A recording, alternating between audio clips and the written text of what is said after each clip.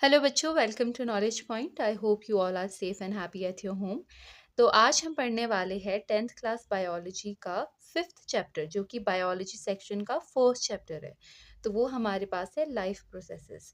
तो life processes जैसे कि आप नाम से ही सजेस्ट कर सकते हो या गेस कर सकते हो कि लाइफ प्रोसेसेस हमारे पास वो सारे फंक्शन होते हैं जो कि हमारे पास एक लिविंग ऑर्गेनिज्म परफॉर्म करता है ताकि वो अपनी लाइफ को मेंटेन कर सके इस अर्थ पर। बच्चों, आप ये गेस करो कि हम कैसे पता लगाते हैं कि कोई ऑर्गेनिज्म हमारे पास जिंदा है या फिर वो जिंदा नहीं है।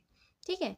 तो आपकी एनसीईआरटी में लिखा है कि अगर कोई डॉग भाग रहा है या फिर एक काऊ है वो घास खा रही है या फिर मैन है, एक इंसान है जो कि स्ट्रीट पर बहुत जोर जोर से चीख रहा है, तो हम बोलते हैं कि ये इंसान या फिर ये डॉग या फिर ये काऊ हमारे पास जिंदा है। बट तब क्या होता है, अगर ये तीनों सो जाते हैं तो हम तब भी बोलते हैं कि वो जिंदा है। तो हम कैसे बोलते हैं कि वो जिंदा है? तो हम बोलते हैं कि वो सांसें ले रहे हैं इसलिए जिंदा है। ठीक है। तो एक और एग्जाम्पल है कि प्लांट का क्या, फिर प्लांट को हम कैसे बोलते हैं कि वो जिंदा है? तो हम बोलते हैं कि जो प्लांट है वो ग्रीन कलर की लीव्स उसमें होती है, तो हम बोलते हैं कि वो जिंदा है। पर ऐसा तो हर बार नहीं होता ना कि सारे प्लांट्स तो नहीं होगी जिसकी ग्रीन लीव्स होगी। तो हम बोलते हैं कि हाँ, वो मॉलिक्यूलर लेवल पर कुछ कुछ मूवमेंट करते हैं, तो हम बोलते हैं कि वो जिंदा है। ठीक है। तो मॉलिक्यूलर लेवल की जो मूवमेंट होती है वो तो हम अपनी नेक्ड आई से हम देख नहीं सकते, है ना। तो फिर भी हम क्या बोलते हैं कि चलो ठीक है, ये मूवमेंट हमारे पास जो हो रही है उससे हम कंसीडर कर सकते हैं कि एक ऑर्गेनिज्म लिविंग है या फिर नहीं है, पर ये हमारे पास इनफ नहीं है। ठीक है। तो ऐसी ही जो हमारे पास लाइफ प्रोसेसेस है उसके बारे में हम बात करेंगे कि कैसे हमें पता चलता है कि कोई ऑर्गेनिज्म जिंदा है या फिर नहीं है।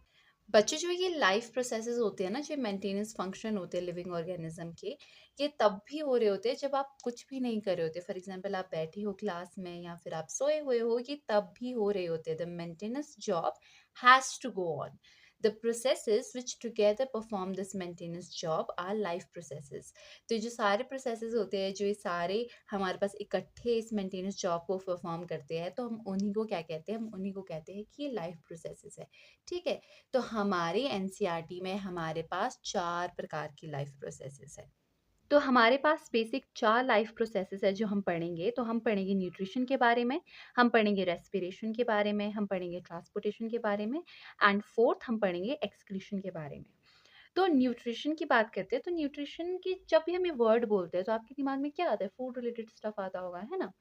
तो वही है इसका कि हम जब कुछ काम करते हैं, for example we ride a bicycle और वी जस्ट वॉक, तो हम एनर्जी यूज कर रहे हैं and we need energy for that. ठीक है, किसी भी एक्टिविटी को करने के लिए या फिर हमारी जो बॉडी का स्टेट ऑफ ऑर्डर है उसको मेंटेन रखने के लिए हमें एनर्जी की आवश्यकता होती है। ठीक है। और हमें एनर्जी की, मटेरियल की आवश्यकता होती है ताकि हम ग्रो कर सके, डेवलप कर सके, प्रोटीन को सिंथेसाइज कर सके, जो कि बॉडी के लिए आवश्यक होती है। और जो सोर्स ऑफ एनर्जी होता है वो हमारे लिए फूड होता है, जो कि हम क्या करते हैं? कंज्यूम करते हैं। अब बात आती है कि जो लिविंग ऑर्गेनिज्म होता है वो अपना फूड होता है वो कहाँ से कंज्यूम करता है। ठीक है। अब जो हमारे पास न्यूट्रिशन होते हैं वो 2 प्रकार के होते हैं। एक ऑटोट्रॉफिक न्यूट्रिशन होता है और एक हमारे पास हेटरोट्रॉफिक न्यूट्रिशन होता है।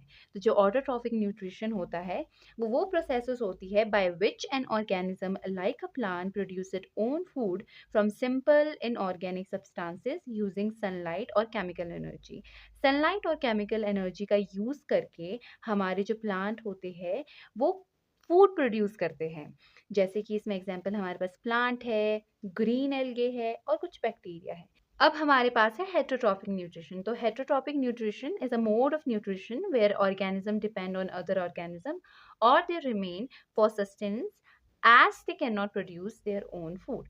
सर्वाइव करने के लिए जो ऑर्गेनिज्म दूसरों पर डिपेंड होते हैं उसको हम हेटरोट्रॉफिक न्यूट्रिशन कहते हैं, जैसे कि एनिमल, जैसे कि हम हो गए। अब आप लोग कहोगे कि हम तो खुद अपना खाना बनाते हो।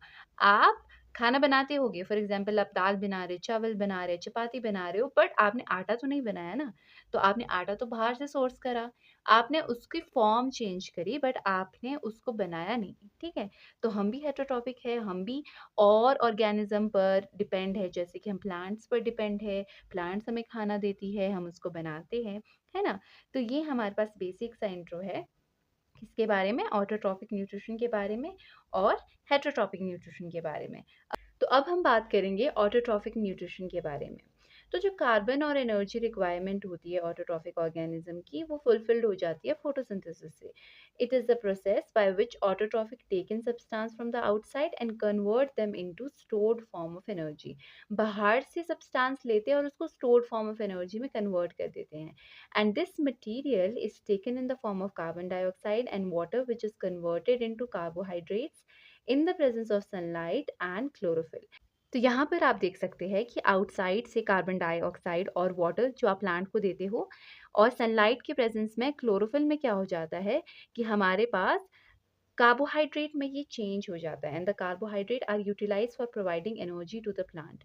तो जो कार्बोहाइड्रेट होता है वो प्लांट को एनर्जी देता है। और कुछ जो हमारे पास एनर्जी होती है जो इमिजिएटली यूज नहीं होती है, वो स्टोर्ड होती है स्टार्च के फॉर्म में, जो कि उसकी तरह उस प्लांट के लिए एक इंटरनल एनर्जी रिजर्व की तरह काम करता है।